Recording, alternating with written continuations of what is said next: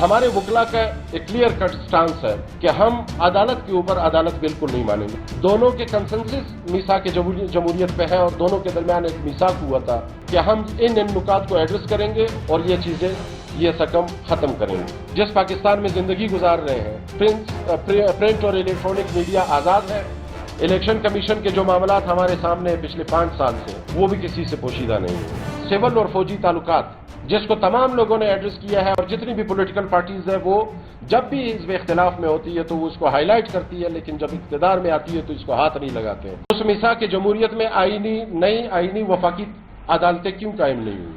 اس کی ضرورت کیوں محسوس نہیں کی گئی؟ پھر آپ کے جو اس وقت پولیٹیکل پارٹیز، 2 مین پولیٹیکل پارٹیز جو برسر اقتدار ہیں وفاق میں اور تقریباً صوبوں میں بھی ہے ایک کو چھوڑ کے، دونوں کے کنسنسس میثاق جمہوریت پہ ہے اور دونوں کے درمیان ایک میثاق ہوا تھا کہ ہم ان نکات کو ایڈریس کریں گے اور یہ چیزیں یہ سکم ختم کریں گے.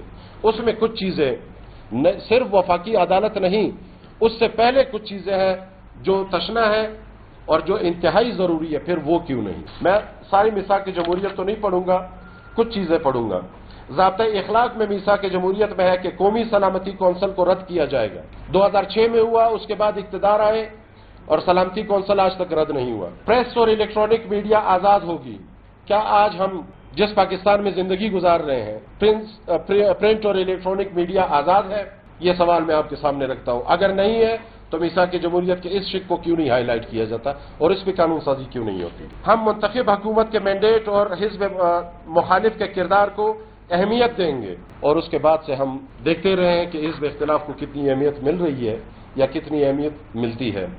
وہ اگر اس بحث میں جاؤں گا تو وہ ایک سیاسی چیز بن جائے گی بہت طویل. الیکشن کمیشن کو خود مختار اور خودکار بنایا جائے گا. الیکشن کمیشن کے جو معاملات ہمارے سامنے پچھلے 5 سال سے وہ بھی کسی سے پوشیدہ نہیں ہے. سول اور فوجی تعلقات جس کو تمام لوگوں نے ایڈریس کیا ہے اور جتنی بھی پولیٹیکل پارٹیز ہے وہ جب بھی حزب اختلاف میں ہوتی ہے تو وہ اس کو ہائی لائٹ کرتی ہے لیکن جب اقتدار میں آتی ہے تو اس کو ہاتھ نہیں لگاتے ہیں. وہ ہے ISI, MI اور دیگر security agencies PM secretariat, ministry of defence اور کیبنٹ ڈویژن کے ماتحت احتساب کے لائق ہوں گے. اور کچھ ہمارے کام اب بھی زیر التوا ہے جس میں جب ہم تشریف لے گئے تھے، ہم گئے تھے، انہوں نے ہمیں ٹائم دیا، ہم جناب منیر احمد کاکڑ صاحب کی سربراہی میں ڈیلیگیشن لے کے گئے تھے تو انہوں نے کچھ وعدے ہمارے ساتھ کیے تھے جس میں وکلا کی ہاؤسنگ اسکیم تھی اور اس کے ساتھ ساتھ جو ہمارے مختلف بار ایسوسیشنز ہیں ان کے بجٹ کو، ان کے فنڈز کو بجٹ ایلوکیٹڈ کرنا تاکہ ہر بار ہمیں کسی کے پاس جانا نہ پڑے، بجٹ ایلوکیٹڈ ہو اور ہر بار کو اس کا سالانہ فنڈ ملتا رہے. یہ اب تک زیر التوا ہے. اب جناب چیئرمین سے پچھلی دفعہ یہ میری خوش قسمتی ہے کہ جناب چیئرمین صاحب دوسری مرتبہ میرے ٹینیور میں تشریف لا رہے ہیں اور ینگ، انرجیٹک اور لوگوں کی امید ہے اور یہ میری خوش قسمتی ہے کہ وہ دوبارہ بلوچستان ہائی کورٹ بار تشریف لائے ہیں اور ایسے حالات میں تشریف لائے ہیں جس میں بہت سے سوالات تشنا ہے اور ہمارے دلوں میں، ذہنوں میں بہت سے سوالات ہیں جو ہم سامنے رکھنا چاہتے ہیں. تو میں چند گزارشات جناب چیئرمین صاحب کے سامنے رکھوں گا اور امید رکھتا ہوں چونکہ ہمارے مہمان ہیں، ہماری روایت ہے کہ ہم مہمانوں کو تنگ نہیں کرتے، لیکن ہمارے منصب کی بھی ایک ضرورت ہے کہ ہم نے اپنے وکلا لیگل فیٹرنٹی کی بات رکھنی ہوتی ہے چاہے وہ جس بھی فورم پہ ہو، جہاں پہ بھی ہو.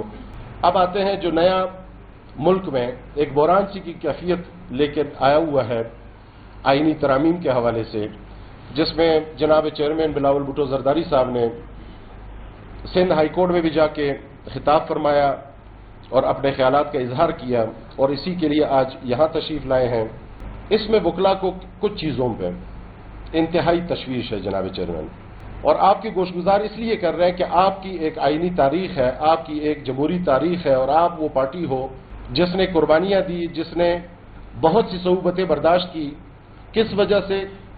غلط قانون سازی کی وجہ سے اور کو کی وجہ سے اور ایمرجنسیز کی وجہ سے. اس میں سب سے پہلے جو بہت زیادہ ہائی لائٹ ہو رہا ہے وہ ہے آئینی وفاقی عدالتوں کا قیام. جناب چیئرمین صاحب کو میں نے اسپیچ سنا جو انہوں نے سندھ ہائی کورٹ بار میں کیا تو جناب چیئرمین صاحب نے فرمایا کہ یہ وقت کی ضرورت ہے، اس لیے ضرورت ہے کہ ہمارا جوڈیشل سسٹم جس کا لب لباب یہ ہے کہ ہمارا جوڈیشل سسٹم وہ کولیپس ہو چکا ہے یا بیٹھ چکا ہے یا وہ لوگوں کو انصاف نہیں دے پا رہا. تو جناب چیئرمین صاحب، میری آپ سے ایک عاجزانہ سا سوال ہے کہ پاکستان میں پارلیمنٹ سے لے کر نیچے تک وہ کون سا ادارہ ہے جو پراپر فنکشن کر رہا ہے؟ جب کوئی بھی ادارہ پراپر فنکشن نہیں کر رہا تو کیا آپ ان اداروں کے اوپر بھی اسمبلی اٹھ کے نئے ادارے بنائیں گے؟ یا جن اداروں میں سکم ہے، جن اداروں میں بہتری کی گنجائش ہے، ان اداروں میں بہتری کی گنجائش لائی جائے گی؟ ہمارے وکلا کا ایک کلیئر کٹ سٹانس ہے کہ ہم عدالت کے اوپر عدالت بالکل نہیں مانیں گے. ہاں ڈیبیٹیبل ہے، ہم اس پہ ڈیبیٹ کر سکتے ہیں، ہم اس پہ آپ کو سجیشن دے سکتے ہیں، لیکن ہیسٹی مینر میں نہیں. ہیسٹی مینر میں ہم کبھی بھی اس چیز کو تسلیم نہیں کریں گے. جس طرح 18ویں ترمیم پہ تقریباً 1 سال تک گفت و شنید چلتی رہی، میٹنگز چلتے رہے اور اس میں اکراس دی بورڈ ہر کسی کو نمائندگی دی گئی تھی اور کنسنسس کے ساتھ 18ویں ترمیم پیش کی. ہم نے اسے اپریشیٹ کیا، پوری قوم نے اسے اپریشیٹ کیا. نہ صرف آپ بلکہ ہم بھی اس کی لیے تگودو کرتے ہیں کہ 18ویں ترمیم بیک رول نہ ہو اور 18ویں ترمیم پہ کوئی شب خون نہ مارے. اسی طرح ہم آپ سے اور پورے پارلیمنٹ سے یہ توقع رکھتے ہیں کہ ہیسٹی مینر میں چیزیں نہ کی جائیں، کیونکہ سیاست آپ ہم سے بہتر جانتے ہیں. ہم سیاست کے طالب علم ہیں، ہم نے یہ چیز دیکھی ہے، پڑھی ہے کہ سیاست میں لمحوں نے خطا کی اور صدیوں نے سزا پائی ہے. اور ہمارے ہاں تو ہم یہ دیکھ چکے ہیں کہ کوئی بھی قانون، کوئی بھی کسی بھی اسپیسیفک ریزن کی وجہ سے جس نے بھی بنایا وہ خود اس کے زیر عتاب آئے ہیں. یہ ہماری تاریخ رہی ہے پارلیمنٹ کی.